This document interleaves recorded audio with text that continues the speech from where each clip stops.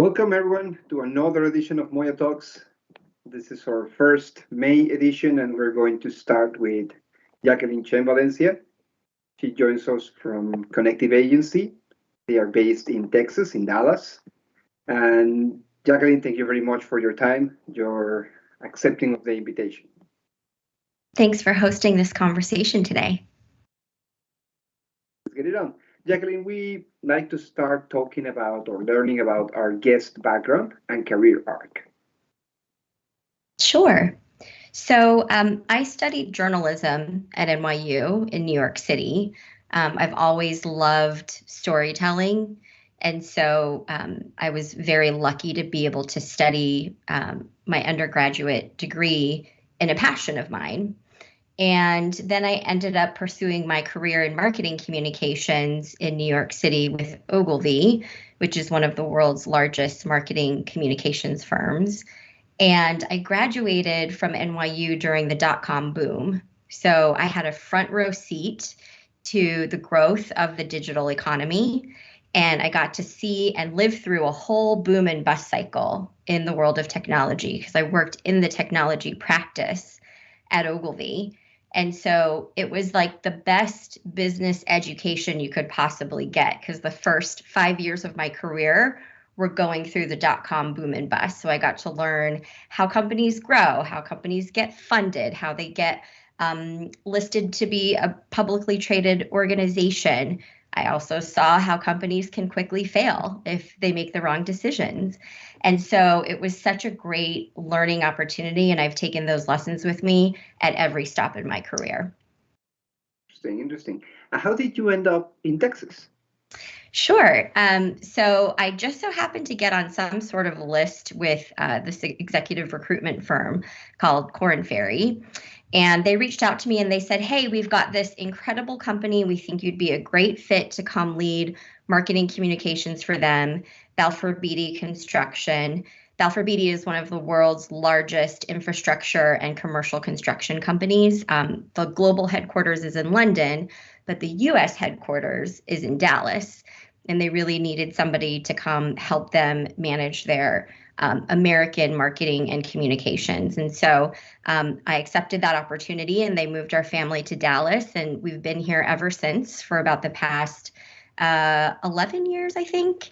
And we really, really love Texas. Like all my friends in New York are like, I can't believe that you're in the South and you live in Texas and you love it so much. But Texas has been great to us and we absolutely love being part of the Dallas business community. And when did you decide to found CONNECTIVE Agency? Actually, I am business partners with my husband, Manuel Valencia, and he started CONNECTIVE Agency. So when we moved from Louisiana to Dallas for my job at Balfour Beatty, he had to leave his role at his consulting firm in Baton Rouge. And he said, I'm just going to start something in Dallas, start something new. He is a born and bred entrepreneur. He loves to start new things. And so he started CONNECTIVE Agency when I came to Dallas to pursue my career at Balfour Beatty Construction. So he started it. And then a couple of years into my role, almost 3 years into my role at Balfour Beatty, the company, changed a little bit. And I thought to myself, I've done so much in my career. I've been on the agency side. I've been in-house heading up corporate marketing departments, but I've never had my own company yet. So I've done the in-house, I've done the agency, but I've never pursued entrepreneurship. And he said, why don't you just come help me grow CONNECTIVE Agency? And if you hate it, a year later, you can go pursue something else, but just try it for a year. And I've been a business partner with him for the last almost 8 years. And I would never turn back. I love the decision that we made. So with all your experience in a global world, how can firms like CONNECTIVE help other firms approach communications and branding, keeping an eye between the global market and the local market? Yeah, to be honest with you, and we have this discussion with our clients all of the time, with the internet and with social media, pretty much everything is global. even if it's not a perfect translation, you can translate anything into any language digitally quickly these days. And when media is published on the internet, even if it's a local media outlet, the whole world can have access to it because of the internet. And so even if something feels local, it ends up being global. So every nuance has to be considered. You know, if this message reaches an audience in a different country with a different culture, how might it be read? How might it be defined, or how might it be interpreted? And so even if there's a local initiative, we're thinking about what the implications are across regions, across countries, across cultures. And how do you translate your experience with this interesting times in New York during the dot-com bubble into helping companies understand what are the challenges? Yeah, so I think because of that rapid, almost like a rapid MBA, if you would, during my time at Ogilvy, I'm able to go into virtually any situation and help organizations really sift through and think through, where are they now? Where is it they want to be? What are the steps to achieve those goals? And what are some of the roadblocks we might experience along the way? And tapping into this whole portfolio of experiences over my 20 plus year career really helps us to gain the trust and the confidence of our clients, because they're like, oh, okay, you guys have been through this before, or you've seen something similar to this before. And so having that trust up front in partnership with our clients helps us be a better counselor to them to navigate different issues. And anticipate what they may encounter. Exactly. Is there a difference in the way you build professional relationships in Texas, New York, Louisiana? You know, it's really funny. I haven't found that to be the case. The key ingredients that I find in terms of building relationships is honesty, authenticity, integrity, and not being afraid to say what you do know, express your expert opinion based on experience, and also say what you don't know. You know, I'm always having conversations with our teams, like, we're not expected to know everything. If we don't know something, it's okay to say that we don't know it, but what we do have to do is go figure it out. And when the client comes and you're trying to help them build a narrative to find the story they want to tell, how do you build that rapport and how do you help them? Sure. You know, what we've found in our experience at Connective is companies already know who they are. Companies already know the best parts of who they are and their story and their culture and the work that they do. Sometimes they're challenged with trying to find the best way to articulate it, to present it. What are the right words? What's the right method? What's the right channel? So I think where we come in and where we can be most helpful is helping them break down into parts and pieces, like, what are the most beautiful parts of your story and the work that your organization gets to do? And what are the best methods and means? So sometimes it's photography, sometimes it's video, sometimes it's a written article. So being able to bring that expertise to the table to really help them shape the story in the right medium, in the right media, and then having the technical expertise to see it through execution is really what we bring to the table.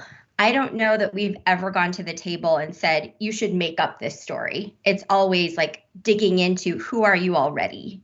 Like, what are the most valuable parts of your culture and the work that you do already? And then helping them shape that. And in these years of all the experience that you have had, which are the ones that really stick with you? And you say, oh, this was a really cool project. Oh my goodness, there are so many. I would say because it's top of mind, because it was so recent, we work with DHA, which is the housing authority that covers 7 counties in North Texas. And as we all just lived through worldwide, there was the COVID-19 pandemic. And lots of people found themselves struggling to make ends meet, to pay their rent, to buy groceries, because either work slowed down or their paychecks were hit.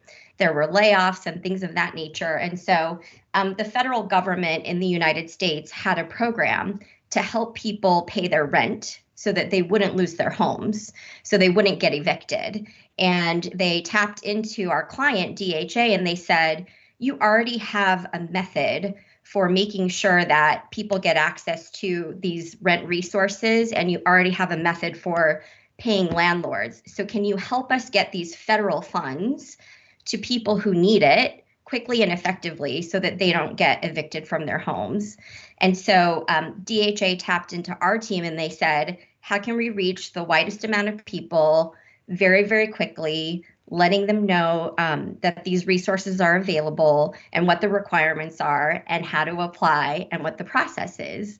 So our team did a fully integrated marketing campaign to reach these folks, and we were able to help the client disperse over $18 million recently in rent relief funds and helped over 2,000 families avoid eviction. So to me, the power of communication is really being able to help people and bring people together toward like a common cause. Beautiful. Where do you see Connective Agency going in the next 5 years? Yeah, so one of the things that we love about being a boutique agency and smaller in scale is that we're able to have really close-knit relationships with our clients. We like to have a very high-touch client service approach. And so we like being a boutique. And in 5 years' time, we see ourselves like continuing to learn, continuing to add capabilities to be able to serve our clients. And one of the things that we're looking forward to the most that we're actually researching right now is we really want to become an employee-owned business. So we're trying to find like what is the best way for us to create a model where our employees are also co-owners in the business. That's super cool. So part of your work at Connective is finding talent and retaining talent, and much has been talked about the big resignation. How do you approach recruiting and retaining talent during these times? Yeah, so the job market is so competitive right now, all over the world, really, not just in Dallas. And so, I think it's really hard to find talent that meets all of the requirements. So, like, do you have the right skill set? Do you have the right attitude? Do you have the right aptitude? Are you going to really be a good cultural fit for the team? And a lot of times, like, you can't really ascertain those things until somebody actually comes on board and works with you for a while. So I think from a recruiting standpoint, it's really important to be honest with our team, to be honest with the candidates about what the role really is and not try to oversell an opportunity. Because if you oversell an opportunity, people come on board and they go, oh, wait a minute, this is not what you told me it was going to be. So still being very real and honest in the recruiting process, I think is really important. Even if it takes you longer to find the right person, it's worth it to not have kind of this misalignment when they come on board to your team. In terms of retention, I think retention is a very interesting topic because companies say, oh, our retention rate is this percentage. But is it a good retention rate? Or is there retention in there that you don't want, right? So we only want to retain those people who really feel passionate about what they get to do as part of our team. We don't necessarily want to retain people who don't feel great about coming to work every day or aren't feeling connected to the work. That's not good retention. So I think you have to look at retention in a more nuanced way. It can't just be a percentage. It has to be, are we retaining the people who are really connected to the work, who have a really strong relationship with our clients, who add value every day? And if there are folks who are not meeting those marks and are not fully integrated into the team, is it okay that we don't have retention there? Sure. Right. Jacqueline, so May, it's Asian Pacific American Heritage Month. And though it was inaugurated or as a commemorial month in 1992, it really had gathered strength in the past 10 years. So, how aware do you think is the public of the richness of cultures that the broad term Asian Pacific American encompass?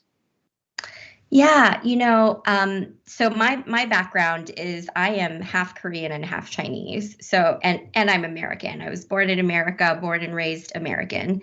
And so I come at it from a very kind of different point of view, because historically Koreans and Chinese folks don't necessarily cross-pollinate. So I'm an anomaly in a way. I think that we've come a long way culturally.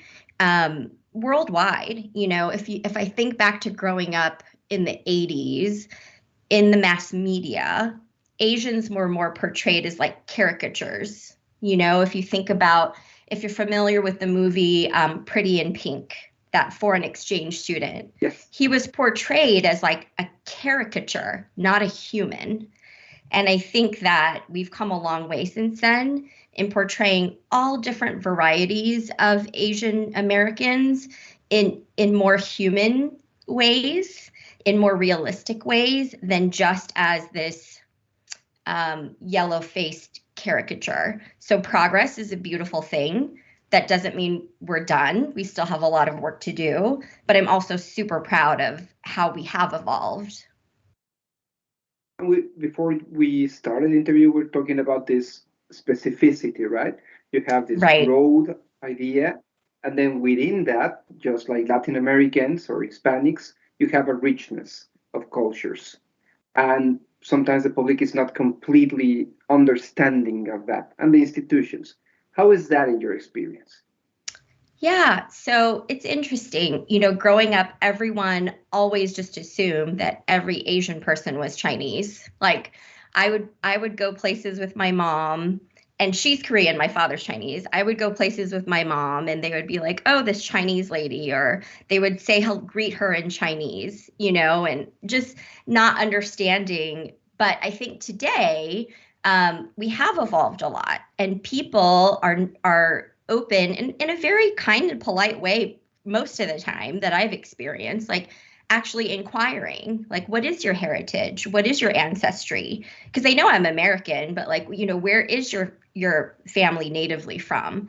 And so I think it's great that we've gotten to a place where people understand to ask, and that it's okay if you ask it in a polite way, not like, well, where the hell are you from? But what is your heritage, right? And so I think having those dialogues and being very open and being open to sharing your culture can only continue to make us progress in the right direction. How does this multicultural perspective help you in developing your work? Yeah, I think just it gives you a broader sense of empathy. It gives you a broader sense of nuances and not just seeing the world from like one view. I also think, traveling the world, experiencing living in different places really helps you be a more open human being. So, anyone who's listening, like try to travel and experience and live in different places as much as possible because your world really opens up. And having different perspectives and being able to understand people that come from a different context is really important in communications. Beautiful. Jacqueline, we like to end the interview with an open floor so people from the staff can ask you questions. So that's what we're going to do right now. Hi, everybody. I have a quick question. It was very interesting what you said that when you talk to your clients, and even though if it's a local client, you have to think globally. By the same token, once your message is out, it's no longer yours. Right. Because it's out there and anyone can take it the way you want it. How that shapes also how you advise your client in the way you pull your message out. Yeah, I mean, you really have to think about every image and every word choice and the tone of what you put out there. If someone from a consumer audience reads something in one region of the country could they interpret it a certain way, especially things that kind of cross-pollinate in potentially into like political related topics. So I think one of the benefits of having an external communications advisor is you have somebody that's looking at what you're communicating from so many different angles on your behalf, so that you can make sure you're not inadvertently, accidentally offending other people. Thank you. Yes, because you can go completely wrong without even knowing. Yes. Yeah. I remember we worked on a campaign at Ogilvy, and eventually, so it was going to be launched in America first and eventually different regions. And one of the regions was going to be in China.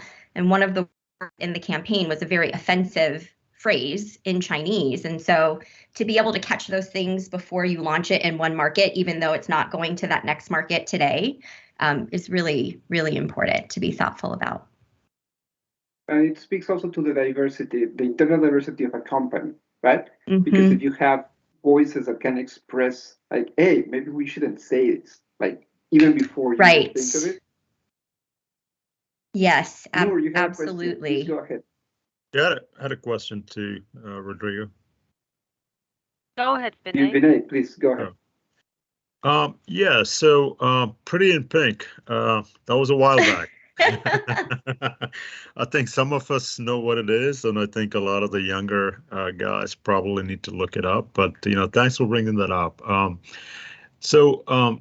Getting back to the cultural issue, right? I think obviously a lot of us are kind of dealing with the same set of issues, but I think in your case, you're straddling Korean, Chinese, and American at the same time, right? Yeah.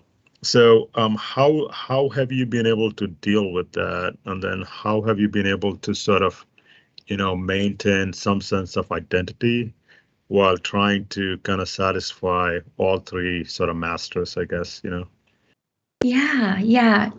I think when I was younger, it was harder because kids can be so cruel. Yep. I think the most challenging time to deal with that was when I was in elementary school, and children just didn't understand. I happened to live in communities that were pretty homogenous, not very diverse, and so I was this like foreign, interesting, weird thing that they didn't know. And so as a child, I think it was harder. As an adult, I feel really lucky, actually, to have traveled to Asia, to have, spent time with family across cultures, but being born in America and feeling very proud to be American. I think as an adult, I feel very lucky and privileged to have been raised with these different perspectives and cultures. We've gone to American Lutheran Church and we've gone to Buddhist temples in Asia, just all different kinds of experiences. I always tell like our newer staff who join us like straight out of school, there's no shortcuts. There's no shortcuts to like life experience, and life experience is what makes you better at what you do. And so I think it is challenging when you're younger and folks don't really understand nuances of culture and heritage. But as you get older and as you get more comfortable kind of owning your identity, it gets easier. Thank you. Mm-hmm. Noor, please go ahead.